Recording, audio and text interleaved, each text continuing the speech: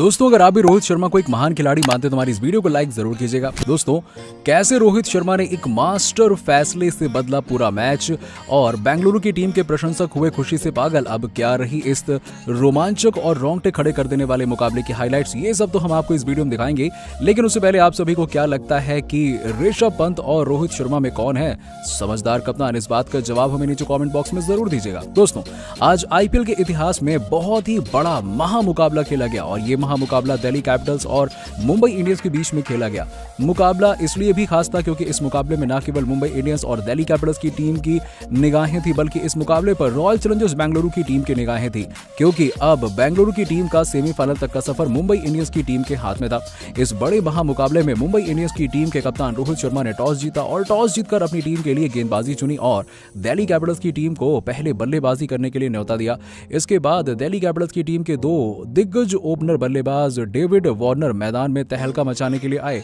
लेकिन ये इस मुकाबले में ऐसा कुछ भी नहीं कर पाए। दोस्तों, हम आपको बता दें कि इस मैच के शुरू होने से पहले ही ऋषभ पंत ने ललित यादव को टीम में से बाहर करके पृथ्वी शॉ को टीम में शामिल कर लिया। तो वहीं रोहित शर्मा अपनी पुरानी प्लेइंग 11 को लेकर मुंबई की टीम के होम ग्राउंड वानखेड़े पर उतरे। इस मुकाबले के लिए रोहित शर्मा ने पहले ओवर डालने के लिए डेनियल सिम्स पर भरोसा दिखाते हुए इनको नई गेंद दे दी और इसी बीच उन्होंने अपने ओवर की शुरुआत बहुत ही बेहतरीन तरीके से करी। इनकी शुरुआत की 4 गेंदों को तो पृथ्वी शॉ समझ ही नहीं पाए और वो गेंद बहुत ही ज्यादा स्विंग हो रही थी, लेकिन इसके बाद पृथ्वी शॉ को भी गुस्सा आ गया और इसके बाद जैसे ही डेनियल सिम्स ने इनको अपने ओवर की 5वीं गेंद डाली तो इस पर बल्लेबाज पृथ्वी शॉ ने शानदार चौका जड़कर अपने इरादे स्पष्ट कर दिए। दिल्ली की टीम के लिए पहली बाउंड्री थी और इस प्रकार से दिल्ली की टीम के शुरुआत के रन आ चुके थे। यही नहीं, इसके बाद पृथ्वी शॉ ने इनके ओवर की अंतिम गेंद पर 2 रन लेकर जले पर नमक छिड़क दिया और इस प्रकार से पहला ओवर तो दिल्ली की टीम के हक में गया और इस प्रकार से इन्होंने बिना कोई विकेट के नुकसान पर 6 रन बना लिए थे। इसके बाद रोहित शर्मा ने एक बड़ा फैसला ले लिया और मुंबई की टीम की तरफ से दूसरा ओवर डालने के लिए ऋतिक शौकीन को भेजा और वहीं स्ट्राइक पर बाएं हाथ के बल्लेबाज डेविड वार्नर मौजूद थे और जैसे ही इन्होंने अपने ओवर की पहली गेंद डाली तो उस पर डेविड वार्नर ने सिंगल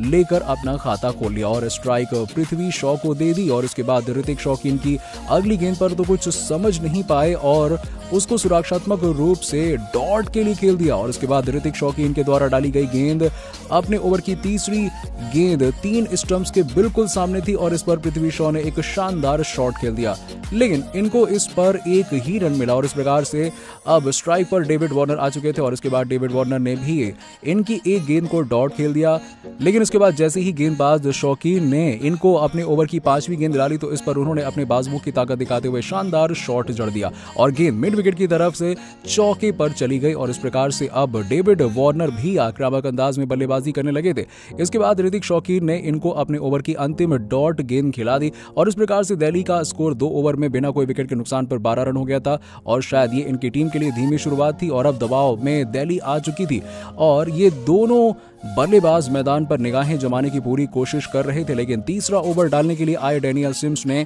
इनकी कोशिशों को चकनाचूर करते हुए डेविड वार्नर को जसप्रीत बुमराह के हाथों सिर्फ 5 रन पर कैच आउट करा दिया और इस प्रकार से उनकी टीम को 1 विकेट का नुकसान हो चुका था। इसके बाद बल्लेबाजी करने के लिए आए इनकी टीम के फॉर्म में चल रहे बल्लेबाज मिशेल मार्श, लेकिन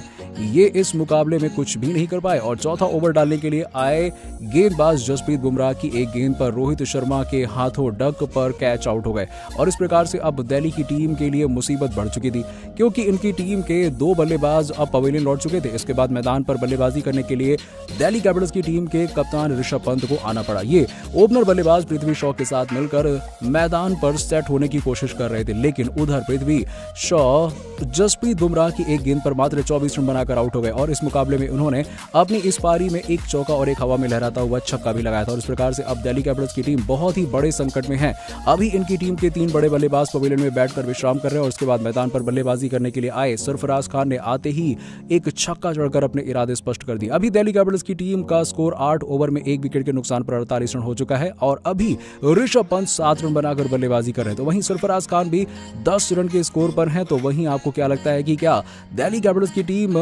मुंबई की टीम को टक्कर दे पाएगी इस मुकाबले में या फिर नहीं? इस बात का जवाब हमें नीचे कमेंट सेक्शन में जरूर दीजिएगा और ऐसी ही खबरों के लिए सब्सक्राइब कीजिए हमारे YouTube चैनल को। धन्यवाद।